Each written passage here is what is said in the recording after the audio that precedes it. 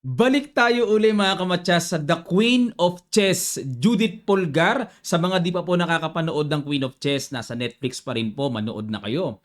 At ang pag-aaralan natin ngayon ay ang pang-15 salpukan nila Judith Polgar at Garry Kasparov, na talagang si Garry ang tagal na natili sa world number 1, kaya siya talaga ang tinututukan that time na mapabagsak.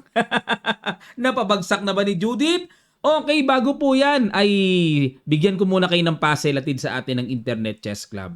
It's why to play and mate in 4 moves. Yan po ang daily puzzle natin ngayon. Ano kaya sa palagay nyo ang pwersadong gagawin dito ng puti na wala ring magagawa ang black kundi malalaglag, mahahantong sa pagkamate sa ika-4 na tira? Okay po, lapag nyo lang ang inyong kasagutan sa comment section below sa mga makikita nyo po, no? Sa mga wala pa pong Internet Chess Club, download lang po kayo, downloadable sa Play Store at App Store. Ang link nasa description below lamang. Nasa ikapang-15 inkwentro na sila. Yung kanila pong 14 games na nakalipas, hindi talaga nanalo si Judith Polgar. Nakatabla lang, pero puro bugbog, puro talo. Pero this time, ito po yung torneo na Russia versus the world. Dahil ang Russia nga po, matagal pong nasa top yan sa buong mundo at nagkakaroon sila ng challenge, no? Event na Russia versus the world. Ibig sabihin, pinipili nila yung mga magagaling na players sa manglupalop ng mundo yan, kakalabanin ng Russian team. Ayan, at isa na po, hindi pwedeng mawala, Judith Polgar na taga-Hungary, isa po yan sa malakas noong araw sa buong mundo. Naka-line up. Nagharap sila ni Garry Kasparov sa round number 5. White dito si Judith, black si Kasparov. Tingnan nyo rating ni Kasparov that time, 28-38. Nako, matindi. Simulan na kagad natin ang salpukan nila. Ang ginawa ni Judith, nag-E4. Ayun, nag-E5 dito si Kasparov. Sa tinagal-tagal po ng kanilang inkwentro, C5 talaga si Kasparov. Kilala talaga sa Sicilian, Najdorf. Diyan talaga malakas yan. Sa dinami-dami ng laban nila mga kamatsas, nagsawa na si Kasparov. Nag-E5 siya. Pero may dahilan yan. Mamaya sasabihin ko sa inyo bakit siya nag-E5. Nandun din sa palabas, sinabi niya, no? Knight C6, pinasok niya po yung Berlin. Na yung Berlin variation ng Ruy Lopez, paborito ni Wesley So sa panahon ngayon. Di ba po? Best weapon ni Wesley yan eh. Bakit po yan ang pinili ni Kasparov? Sabi niya kasi sa tinagal-tagal po ng enkwentro nila, nakasama pa niya si Judith sa pang-training niya, no? In-invite niya yan eh. Nakilala niya na aggressive player si Judith. Kaya pinili niya yung boring variation na kung saan maiilang makokontra ang style ni Judith. At sinabi naman po ni Judith na talagang ayaw niya yung laban na yan kasi totally opposite sa style niya. Kinaslingan. At ayun, binibigay talaga yung pawn sa E4 pero bookline po talaga yan. Babawiin din yan. D4, ayan, para basagin kagad ang gitna. At ayun, linya talaga yan. Knight D6 umaatras para i-neutralize yung bishop. At ayun, kinapture, takes, binawi na yung pawn sa E5, Knight F5, at ito po yung talagang boring variation na kung saan ito po ay paboritong-paborito ng ating hinahangaang si Wesley So. Paborito niya talaga yun eh, yung walang queen sa board, tapos pa-endgame. Ayan, Knight C3 at nag-H6 para walang Knight G5 mamaya o kaya Bishop G5 check. Yan po, no? Talagang totally kinukunatan niya si Judith, iniirita niya si Judith sa ganitong estilo ng laban. Rook D1 check, nag-King E8. Ayan. Sabi po ni Judith, hindi siya maka-atake dito kasi wala na yung queen. Pero, ang sinabi naman niya, ganun din naman daw si Kasparov. Di rin naman maka-atake kasi nga, ang kunat ang pinili eh. Nag-H3 at nag-Bishop E7. Develop lang. Knight E2. Ayan. Dito po talaga completely dapat endgame knowledge ang paiiralin. Wala na pong bookline dito. Dito talagang paiiralin mo yung power of your imagination. Knight H4, exchange, tinanggap, takes, at nag-Bishop E3. Nag-Bishop F5. Dito po ay masasabi kong gusto ko yung position ni Kasparov kasi meron siyang bishop pair. Dalawang espada yan. Sa Twitwina na merong bishop pair, malakas talaga yan. Knight D4. Ayun. Inatake kasi ni Garry yung pawn C2. Knight D4. Depensa na. Tapos may counter attack pa sa Bishop F5. At dito nag-Bishop H7.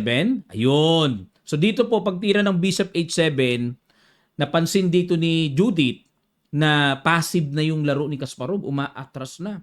Dapat daw po ang perfect move dito ay bishop d7 labang. Diyan ang atras at wag sa h7. Ngayon, ano pagkakaiba? Bishop h7, ayun, tumira po ng g4. Ang plano ng g4 ay lulundag yung knight sa f5 para mabarhan ang strong diagonal bishop. Yan, medyo ipit dito si Kasparov, ano? Nag-bishop e7. Okay, atras lang at nag-king g2. Grabe ang kunat na. Ito na po, tiyagaan blues na tawag dito, no? Sa chess, kailangan matyaga po talaga eh. Nag-h5. Para gusto ni Gary dito, basagin kagad ang king side, pahinain, sacrifice yung pawn h5, at nag-knight f5. Tinuloy na ni Judith ang kanyang pinakabalak na iposte ang knight sa f5. Pero teka muna mga kamatsas, ano? Sa mga ibang tagapanood natin na maaaring nagtatanong sa pagkakataong ito, Coach, bakit hindi kinapture ang pawn h5? Libre yan, wala namang suporta yan, madali lang po kasing mababawi yan. For example, ang gawin ay, actually, ang pangit double pawn lang din naman mahina yan ang continuation, mag-a6 lang, o kaya mag-rook d8 lang, tapos mamaya, waiting lang, no? Timing lang, kaya nag-a6 para makapag c5, walang knight b5. At kapag nag-c5, walang knight b5 dahil sa a6, aalis ang knight, halimbawa knight b3, may bishop takes c2. Yan, at hanggang sa mabawi ng torre sa h8 ang pawn h5, pag nabawi yan, tubo pa. Bakit? May pressure sa h3 na aatakihin at merong tempo threat kagad directly sa pawn e5. Kaya hindi po mainam na kainin yung sacrifice na ginawa ni Kasparov na h5. Panira lang yan. Pangbutas lang po yan sa king side. At tuloy tayo, ang ginawa ni Judith, knight f5. Ayun na. Siyempre, merong kagad threat na nakakailang sa g7, kailangang solusyonan. Nag-bishop f8. Ayan no. Tingnan nyo po yung mga pyesa ni Kasparov. Nagulat ang iba, ha? Ano nangyayari sa laro ni Kasparov? Nag-aatrasan ngayon kay Judith. Nag-aatrasan ng mga pyesa. At nag-king f3 yan po, no? Dahil syempre, Judith na yan hinug na po yan, pinagtibay na siya ng panahon. Sa tagal ng taon na sumasabay sa mga kalalakihan, king f3, para ma-improve yung king, ayun, no, to support the g4, bishop g6. Okay, para unti-unti lang. Siguro gusto ni Gary, pag kinain, kain, papasok ang tore mamaya sa isang banda, may mga ganong idea, pero binadmoban po ng computer ang tirang positional move na yan ni Gary. Dapat daw po ang tira ay f6 lang, basag lang, f6. Okay, pero o kaya hg4 na kagad, kainin na kagad, diretso na kagad. Ayun. Pero yung f6 dito ang pinaka-vital na dapat magawa daw, mga kamatsas, no? Sige, balik tayo sa ginawa. Bishop g6 at nakita ba? Ay, hindi nakita. Ang ginawa po ni Judith, nag-rook d2. Positional move, pero ang idea niya ay pagpapatungin niya yung tore sa d-file para yun, makapunta doon sa d7, makapag-deliver ng tore doon, makapasok sa teritoryo ni Kasparov, makapang-ipit, makapang-ilang, makapang-pressure sa madaling sabi. So, yung pressure ng dating ng rook d7, 7th rank control. Pero kung accurate move ang titignan natin, ang sinasuggest po ng strong computer engine sa panahon natin ngayon, ay bishop g5. Yan pala ang matindi. Oo, pag bishop g5 nga, wala na rin pang f6 ang black na pangbasag, pang alis sa pawn e5, no? Aha, bishop g5. Tapos wala pang rook d8. Grabe. Oo, yung king naka-free sa gitna. Baliwala naman pag kinain-kain, baliwala lang yan. Oo nga, no? Parang masyadong cramp ang position dito ng black. Pero, balik tayo sa ginawa ni Judith. Nag-rook d2 siya. Kinapture na po yung pawn g4, h takes g4, at bumaba ng tore, rook h3 check, king g2, takbo ulit kasi wala namang magawa talaga, aatras lang. Nag-king g3, ang kunat dito ni Judith. Napakakunat, parang tinatsaga niyang mabuti yung position, no? Hinihimay niya sa isip niya, nandito na ako, lamang na to, tsatsagain ko na to. At nag-f6, ayun na nga po, nakita na ni Gary yung kahit papaanong pampaluwag sa position niya, nag-f6 na siya, na dapat kanina niya pag ginawa yan, at nag-bishop f4. Grabe, ito na po ang nakakatakot dyan. sa position na yan. Rook E1, imagine niyo po, maa-atake na ang exposed king ni Gary sa gitna. Nag-bishop takes knight, wala na, tinanggal na talaga yung knight. Very strong na kasi. Kain at nag-f takes e5. Ayun na nga po, nag-rook e1 na nga. Na dito po talagang tawag natin dyan, super delicate na. Delicate. Delikadong-delikado na. Ayun, bishop d6, kinapture na po ang pawn e5 at nag-king d7. Ayun, para kahit papaano, may payong-payong doon sa king. Hindi pwede makipagsabayan ng capture-capture. Ay, nako. Delikado yung king nandun pa. So, forced talaga to play king d7. At dito po, tuloy-tuloy naman ngayon ang paggawa ni Judith ng malalakas na atake. Magsi c5, huhulihin ng bishop, nag c5, inunahan kagad ni Gary para di makaporma. Pero yun nga lang mga kamatsas, dito po ay may napakagandang desisyon na ginawa. Sige po, pakigis nyo. Good move na ginawa ni Judith na nung nagawa niya yon, sinabi niya talagang completely winning na siya. Sa ilang sandali lang, tutuloy kagad natin. Start.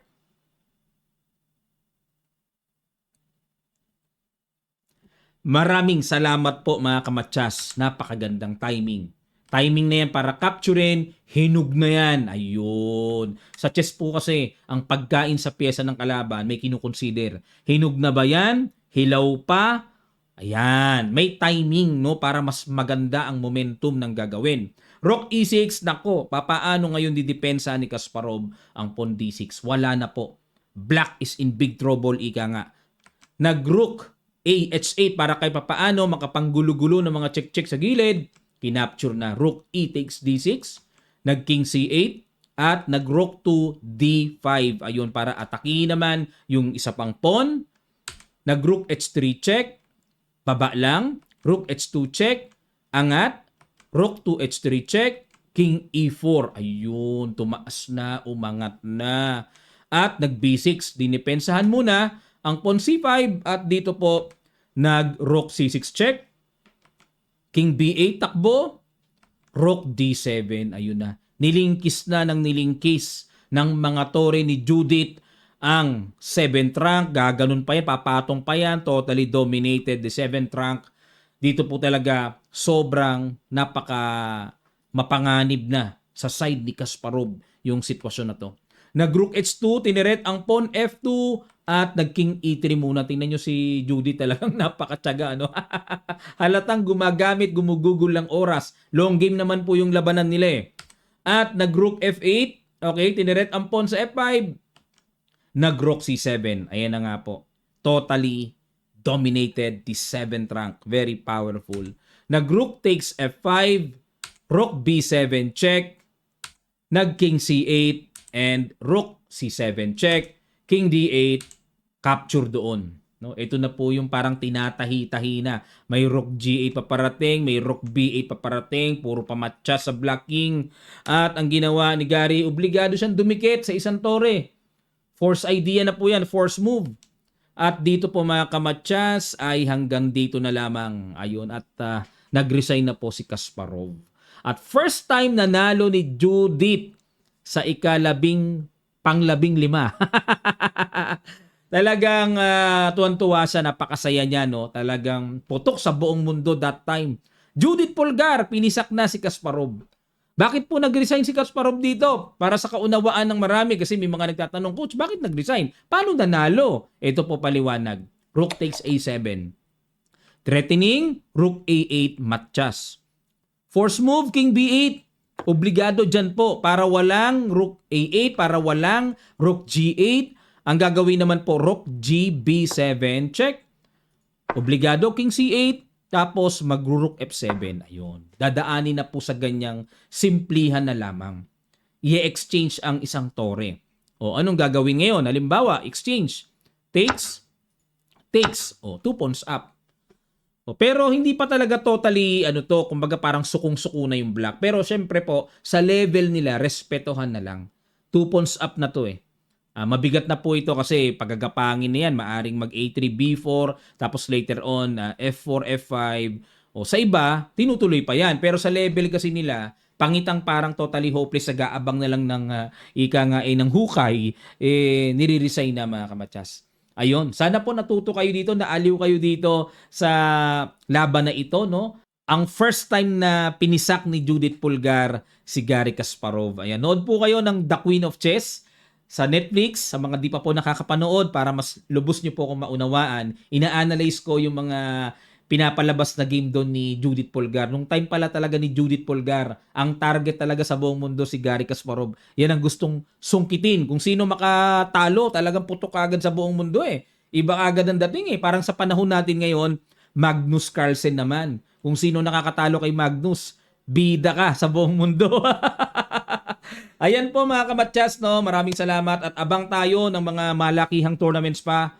At kung meron po kayong gustong isuggest na i-analyze, ipa-analyze, lapag nyo lang sa comment section below. Ano po ang masasabi nyo sa game na in-analyze natin? Lapag nyo lang din po. And don't forget to subscribe this channel. Supportan nyo na po mga kamatsas. And share this video sa mga kaibigan nyo, kamag-anak na gusto nyong matuto at mag-improve sa chess.